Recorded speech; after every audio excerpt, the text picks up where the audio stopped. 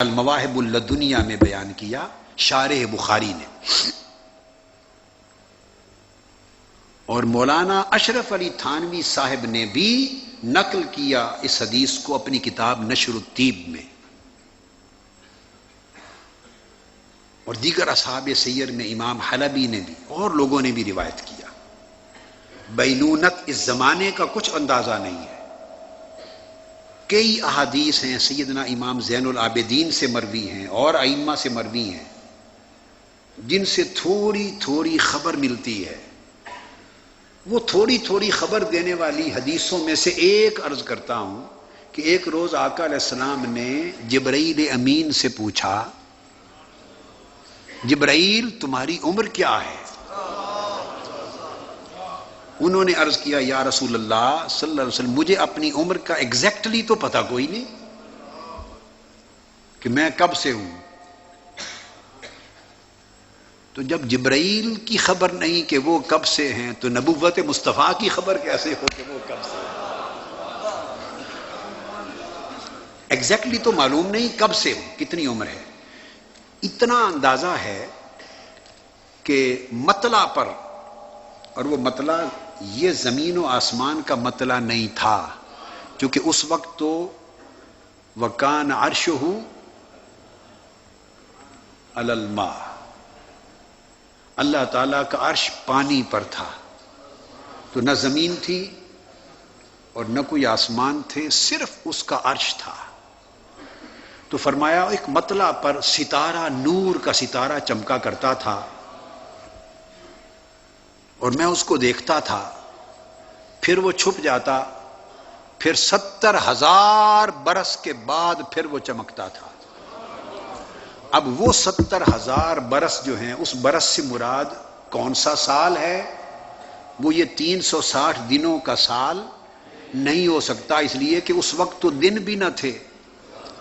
دن بنے جب سورج بنا اور زمین بنی اور طلوع اور غروب ہوا تو 24 گھنٹے بنے، پھر دن بنا، پھر ہفتے بنے، پھر مہینے بنے، پھر سال بنا۔ تو یہ تو بات اس وقت کی ہو رہی ہے جب یہ وقت بھی نہ تھا۔ اچھا، اب آپ کہیں گے تو جب یہ وقت بھی نہ تھا، ماہ و سال بھی نہ تھے، تو انہوں نے جو تعین کیا 70,000 سال بعد وہ ستارہ چمکتا تھا، تو وہ کس سال کی طرف اشارہ کیا؟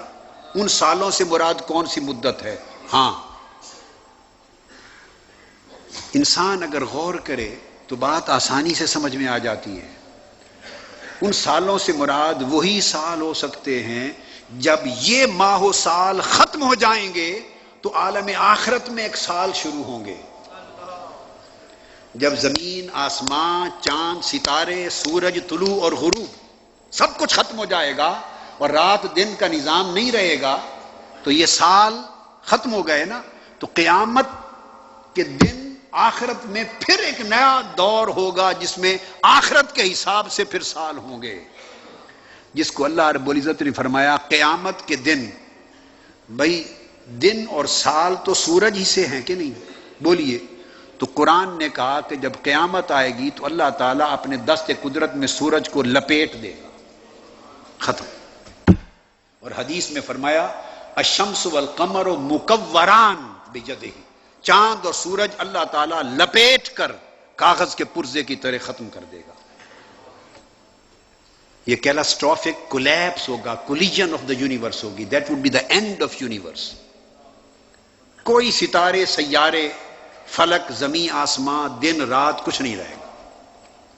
تو یہ رات دن تو ہوں گے نہیں، تو اللہ پاک نے پھر جب رات دن کچھ بھی نہ ہوگا اس وقت کے لیے فرمایا کہ قیامت کا دن 50,000 سال کے برابر ہوگا۔ گویا ایک دن ہمارے شمار کے جو آج کل کا شمار ہے اس حساب سے 50,000 سال مل کر قیامت کے شمار میں ایک دن بنے گا۔ اب اس سے قیاس سمجھ میں آتا ہے کہ جب یہ سورج اور وقت کا نظام ختم ہو جائے گا تو جو اللہ پاک ماہ و سال کا نظام آخرت میں لائے گا، غالباً اس ماہ و سال کے نظام شروع ہونے سے پہلے اسی مدت اور دورانیے کی بات ہو رہی ہے۔ تو قیامت کا ایک دن 50,000 سال کے برابر ہوگا. یہ تو قرآن کی نص سے ثابت ہے. کیا بولیے؟ قرآن کی نص سے ثابت ہے. اور اب ایک حدیث کی نص بھی بتا دوں، حدیث صحیح کی. وہ قیامت کا دن جو آپ کے لیے ہمارے لیے 50,000 سال کا ہوگا، وہ عاشقوں کے لیے نماز عصر کے دورانیے جتنا ہو جائے گا. اولیاء اللہ کے لیے، اللہ کے مقرب بندوں کے لیے وہ 50,000 سال کا دن اس طرح گزر جائے گا جیسے نماز عصر پڑھ کے کوئی سلام پھیرتا ہے. لوگ 50,000 سال نفسا نفسی کے عالم میں تڑپ رہے ہوں گے، اور وہ نماز عصر جتنی مدت گزرنے کے بعد دیکھیں گے کہ ہر کوئی جنت میں جا رہا ہے، دوزخ میں جا رہا ہے. پوچھیں گے باری تعالیٰ تیرا حساب و کتاب ختم ہو گیا؟ ختم ہو گیا؟ ہاں ختم ہو گیا. یہ 50,000 سال ختم ہو گئے، ختم ہو گئے. تو اللہ جو اس کے لیے ختم ہو چکے ان کے لیے 50,000 سال کی مدت ختم کر دی جائے گی. آپ سمجھ گئے نا بات کو؟ تو گویا نظام الاوقات سارا اضافی ہے، ریلیٹو ہے. کسی کے لیے کچھ ہوتا ہے، کسی کے لیے کچھ ہوتا ہے. تو 50,000 سال کا دن، 50,000 سال کی مدت ایک دن ہے. بولیے 50,000 سال کی مدت، بولیے ایک دن ہے. یہ قرآن مجید ہے، قرآن مجید ہے، ایک دن ہے.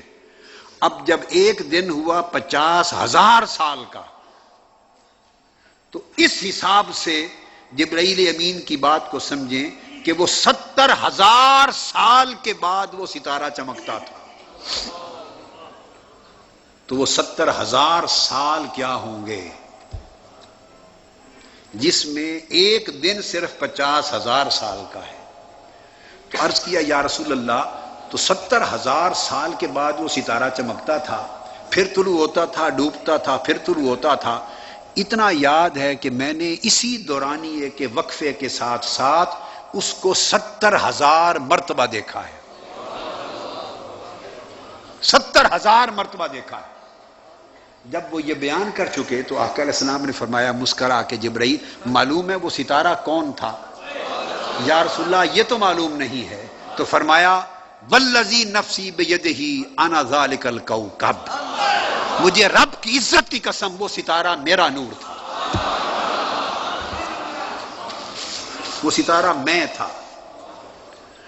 اب اگر آپ سمجھیں کہ سمجھ آ گئی بات، گویا آقا علیہ السلام تب سے تھے، نہیں، یہ پھر مغالطہ ہوگا.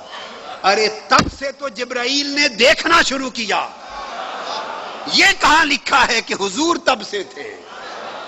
حضور کب سے تھے یہ تو جبرائیل امین کو بھی خبر نہیں. یہ تو انہوں نے کہا کہ میں نے تب سے دیکھا. تو وہ کب سے تھے؟ وہ اس وقت سے تھے جب کوئی دیکھنے والا بھی نہ تھا. اور یہ پھر ساری باتیں تب کی ہیں جب ظہور ہوا. جب ظہور ہوا تو دیکھے جانے کے قابل ہوئے. تو ایک زمانہ بیتا ظہور کے بعد، اور معلوم نہیں ظہور سے پہلے جب اس نے صرف اپنے حجابات نور میں چھپا رکھا تھا اس پر کتنی مدتیں بیت گئی. جب اس نے صرف اپنے حجابات میں چھپا رکھا تھا اس پر کتنی مدتیں بیت گئی تھی. اب بات کو سمجھے ہیں نا؟ تو یہ وہ جو نور ہے، نور کی دو قسمیں ہیں. ایک ہے نور مطلق، نور قدیم. ایک ہے نور حادث. نور مطلق اور نور قدیم اس کا حسن ہے خالق کا، اور نور حادث مخلوق ہے، یہ حسن مصطفیٰ ہے. یہ حضور مخلوق ہے. تو اس نے اس نور حادث کو مدتوں اپنے حجابات عظمت میں چھپایا، اور جب اس کو ظاہر کیا تو پھر عرش پہ چمکایا. اور جب عرش والوں میں جبرائیل پیدا ہوئے تو تب سے وہ دیکھنے لگے. تو آقا علیہ الصلوۃ والسلام کا کب